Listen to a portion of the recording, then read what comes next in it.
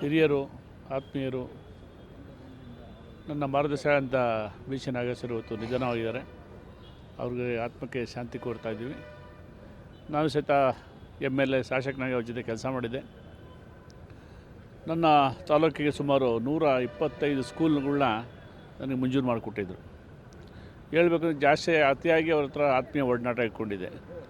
ಏನಾದರೂ ಮಧ್ಯಾಹ್ನ ಸೆಷನ್ ಮುಗಿಸ್ಕೊಂಡು ಮಧ್ಯಾಹ್ನ ಬರ್ತೀನಿ ಮಾತಾಡಬೇಕಾದ್ರೆ ಫಸ್ಟ್ ಊಟ ಮಾಡಬಾರಲ್ಲೇ ಮಸಾಲೆ ಅಂತ ಕರೆಯೋರು. ಆ ಥರ ನನಗೆ ಅವರಿಗೆ ಒಂದು ಅವಿನಾಭಾವ ಸಂಬಂಧ ಇತ್ತು. ಅವ್ರಿಗೆ ಇವತ್ತು ಈ ಜಿಲ್ಲೆಗೆ ಕೊಟ್ಟಂಥ ಕೊಡುಗೆ ಅಪಾರ. ಏನವತ್ತು ಶಿಕ್ಷಣ ಯೋಜನೆಗಳಿರೋದು ಭಾರಿ ಅನುಷ್ಠಾನ ತಂದಂಥ ವ್ಯಕ್ತಿ ನಮ್ಮ ನಾಗೇಶಣ್ಣವರು. ಇವತ್ತು ಅವರಿಂದ ನಾವು ಇವತ್ತು 125 ಸ್ಕೂಲ್ ತೊಗೊಂಡ್ರು ಸಹಿತ ಇನ್ನೂ ಎಷ್ಟೋ ಸ್ಕೂಲ್ ಕೊಡಬೇಕು ಅಂತ ಅವರ ಮಹಾದಾಸೆ ಇತ್ತು. ಆದರೂ ಸಹಿತ ಕಡೆಗಳಿಗೆ ಏನು ಇನ್ನೇನು ಸೆಷನ್ ಅಧಿವೇಶನ ಕೊನೆಯ ಭಾಗ ಏನು ಅದರೊಳಗೆ ಒಂದು 100 ಲಕ್ಷ ರೂಪಾಯಿ, 1 ಕೋಟಿ ರೂಪಾಯಿ ಅನುದಾನ ಬಾಕಿ ಇತ್ತು. ನನ್ನ ಕೇಳಿದೆ, ಅಣ್ಣ ಈಗ ಸ್ಕೂಲ್ ರಿಪೇರಿ ಮಾಡಿಸೋದು ಬೇಗ ಬರ ನಾನು ಹೊಂಟೋಗ್ತೀನಿ ಅಂತ ಹೇಳ್ಬಿಟ್ಟು 22ನೇ ತಾರೀಕು ಮಾರ್ಚು ಕರೆದುಬಿಟ್ಟು ಅವತ್ತು ಸಹಿತ ಕಡೆಗಳಿಗೆಲ್ಲೂ ಸಹಿತ ಸುಮಾರು 52 ಲಕ್ಷ ರೂಪಾಯಿನ ಅನುದಾನನ ಸ್ಕೂಲ್ ರಿಪೇರಿ ಕೊಟ್ಟಿದ್ರು. ಇವತ್ತು ಹೇಳಬೇಕು ನೆನೆಸ್ಕೋತೀನಿ, ನಾನು ತಿಂಗಳು ಒಂದು ಸಲ ಹೋಗಿ ಅವ್ರನ್ನ ಮಾತಾಡ್ಸ್ಕೊಂಬರ್ತಾಯಿದ್ದೆ. ಇವತ್ತು ವಿಧಿವಶ ಆಗಿದ್ದಾರೆ. ಯಾಕೆಂದರೆ ಆ ಕಾಯಿಲೆ ಯಾರಿಗೂ ಬರಬೇಡ್ದು, ಆ ಥರ ಒಂದು ಕಾಯಿಲೆ ಅಲ್ಲಿ ಸುಮಾರು 1-1.5 ವರ್ಷದಿಂದ ಅನುಭವಿಸಿದ್ದಾರೆ. ಅವರ ಕುಟುಂಬದ ವರ್ಗಕ್ಕೆ ಶಕ್ತಿ ಈ ಒಂದು ಸುದ್ದಿ ಆಘಾತ ತಂದಿದೆ.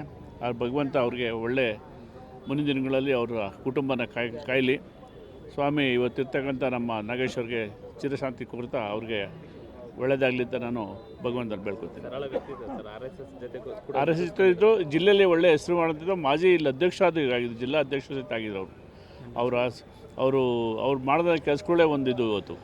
ಇವತ್ತು ನಾನು ಹೇಳಬೇಕು ಅಂದರೆ ಏನು NEPS ಅದು ಮಾಡಿದ್ದೆ ಅವರು, ಅವತ್ತು ಪ್ರಾರಂಭ ಮಾಡಿದ್ದೆ ಅವರು. ನಮ್ಮ ಬಸವರಾಜ ಬೊಮ್ಮಾಯಿ ಅವರ ಸರ್ಕಾರದಲ್ಲಿ ನಾನು ಸಹಿತ ಶಾಸಕನ ಸಂದರ್ಭದಲ್ಲಿ ಮಾಡಿದ್ದೆ ಅವರು. ಇವತ್ತು ಇಡೀ ರಾಜ್ಯದಲ್ಲಿ ಜಾಸ್ತಿ ಸ್ಕೂಲ್ ಕೊಟ್ಟಿದ್ದು ನಮ್ಮ ತಾಲೂಕಿಗೆ ತುರುವೇಕೆರೆ ಒಬ್ಬರಿಗೆ ತಾಲೂಕಿಗೆ ಅಂತ ಹೇಳೋಕ್ಕೆ ಇಷ್ಟಪಡ್ತೀನಿ. ಅಂಥ ವ್ಯಕ್ತಿ ಇನ್ನು ತಿರ್ಗಾ ಸಿಗೋದಿಲ್ಲ ಅಂತ ನಾನು ಹೇಳೋಕ್ಕೆ ಇಷ್ಟಪಡ್ತೀನಿ. ಧನ್ಯವಾದ. ನಾನು KB ಬೋರೇಗೌಡ ಅಂತ. ನಾನು ಹಳೇ BJP ಅವನು. ಏಕೆ ಅಂತಂದರೆ ಪ್ರಾರಂಭದ ದಿನಗಳಲ್ಲಿ ಈ ತುಮಕೂರು ಜಿಲ್ಲೆಯಲ್ಲಿ BJP ಬೆಳವಣಿಗೆ ಆಗೋದಕ್ಕೆ ನಾನು, ರಾಜಾಚಾರ್ಯರು, ಕಾಬೋರಪ್ಪನವರು, TA ಪೈ ಅಂತ ಆದ್ವಾನಿಯವರು ಕೂಡ ನನ್ನ ಮನೆಗೆ ಬಂದು ಟಿಫನ್ ಮಾಡಿದ್ದಾರೆ, ಟಿಫನ್ ತಗೊಂಡು ಹೋಗಿದ್ದಾರೆ.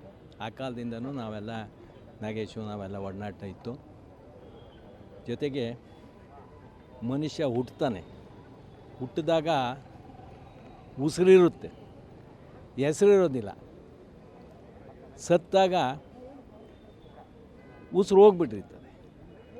ಆ ಮಧ್ಯೆ ಏನು ನಾವು ಸಾವಿನ ಮಧ್ಯೆ ಭಗವಂತ ಏನು ಸಮಯ ಕೊಟ್ಟಿರ್ತಾನೋ, ಆ ಸಮಯದಲ್ಲಿ ಏನಾದರೂ ನಾವು ಹೆಸರು ಮಾಡಿದರೆ, ಸಮಾಜಕ್ಕೆ ಏನಾರ ಉಪಯೋಗ ಆಗಿದ್ದರೆ ಅವನು ಉಸಿರೋದಾಗ ಜ್ಞಾಪಿಸ್ತಾರೆ.